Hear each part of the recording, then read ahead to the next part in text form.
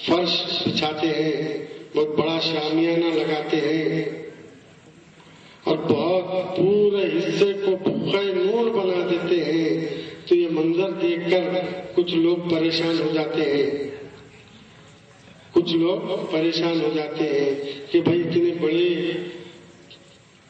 فرش کی کیا ضرورت تھی، اتنے بڑے جو ہے شامیانے کی کیا ضرورت تھی، اتنی روشنی کی کیا ضرورت تھی، اس کی کیا ضرورت تھی، اس کی کیا ضرورت تھی، یہ سلسلہ شروع ہو جاتا ہے۔ تو میں کہنا چاہتا ہوں، کیا پروردگار عالم نے اپنے محبوب کو مخاطب ہو کر یہ نہیں کہا؟ کیا حدیث قدسی سے یہ بات ثابت نہیں ہے کہ اے محبوب، اگر میں تم کو پیدا نہیں کرتا تو یہ کائنات کو پیدا نہیں کرتا، اے محبوب اگر آپ کو پیدا نہیں کرتا تو میں اس دنیا کو پیدا نہیں کرتا۔ تو مطلب یہ ہوا کہ میرے پروردگار عالم کہ میرے رسول میرے محبوب کی میلاد مقصود ہے، اس لیے زمین کا فرش بچھا دیا گیا۔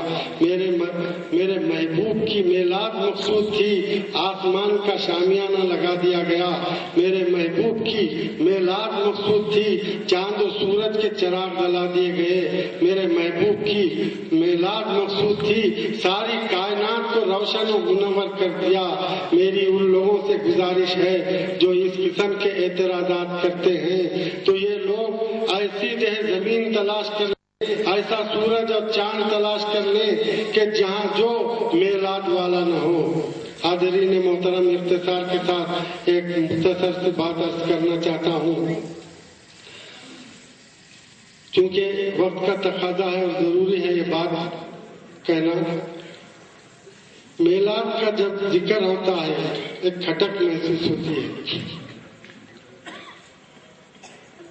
میں پوچھنا چاہتا ہوں کہ یہ بات بات میں بدعت، میلاد کیا ہے بدعت، قیام کیا ہے بدعت، یہ بدعت وہ بدعت۔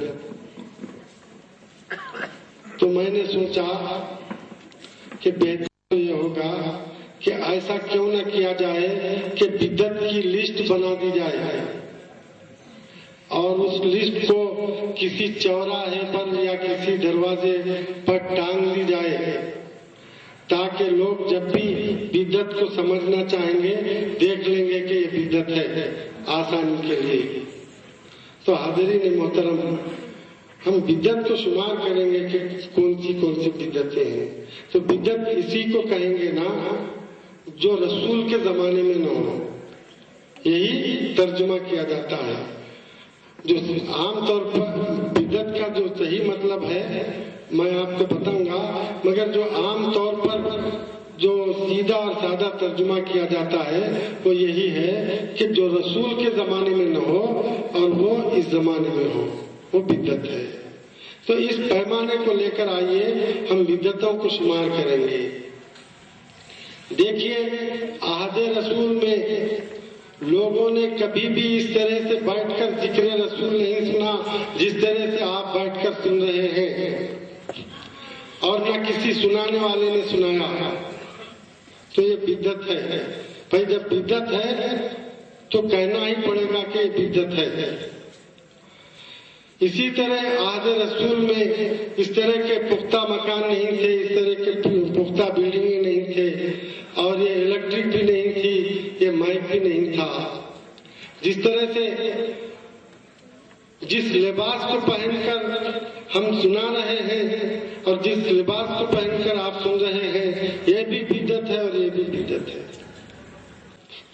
جو قرآن تم پڑھتے ہو ثواب کا کام سمجھ کے ہی پڑھتے ہو نا،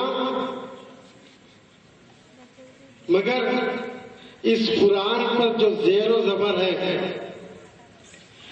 لگانے والے نے ثواب کی نیت سے ہی لگایا ہے، مگر سن لو رسول کے زمانے میں قرآن میں نہ زیر تھا نہ زبر تھا نہ پیش، صدیق اکبر کے زمانے میں بھی نہیں تھا، فاروق اعظم کے زمانے میں بھی نہیں تھا۔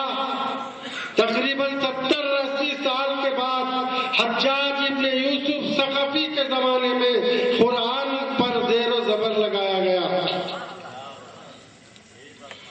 لہذا جو لہذا قرآن پر زیر و زبر لگانا خود بدعت ہے۔ تو میں ان لوگوں سے گزارش کرتا ہوں کہ جو بدعت سے بچنا چاہتے ہیں وہ ایسا قرآن تلاش کر لیں جس میں نہ زیر ہو نہ زبر ہو نہ پیش، تاکہ سب کا پڑھنا زیر و زبر ہو جائے۔ یہ مسجد بھی بدعت ہے، پختہ مسجد بھی جو ہے بنانا بدعت ہے، اس لیے کہ رسول کے زمانے میں پکی مسجد نہیں تھی۔ یہ دارالعلوم جو بن رہے ہیں بڑے بڑے، یہ بھی بدعت ہے۔ یہ تو یہ ہے فقہ کی مرتب کتابیں سب بدعت، احادیث کے تمام کی تمام کتابیں مرتب صورت میں جو ہے وہ سب کی سب بدعت، کیونکہ ایک حدیث کی کتاب بھی حضور کے زمانے میں نہیں تھی۔ مزار شریف پر پھول چڑھانا بدعت نہیں ہے، بلکہ قرآن شریف پر غلاف چڑھانا بھی بدعت ہے۔ اور حضور کے زمانے میں قرآن شریف لکھ کر پڑھا کرتے تھے، جو پریس سے لے کر جا کر چھپوا کر پڑھتے ہیں اس قرآن کو پڑھنا بدعت ہے۔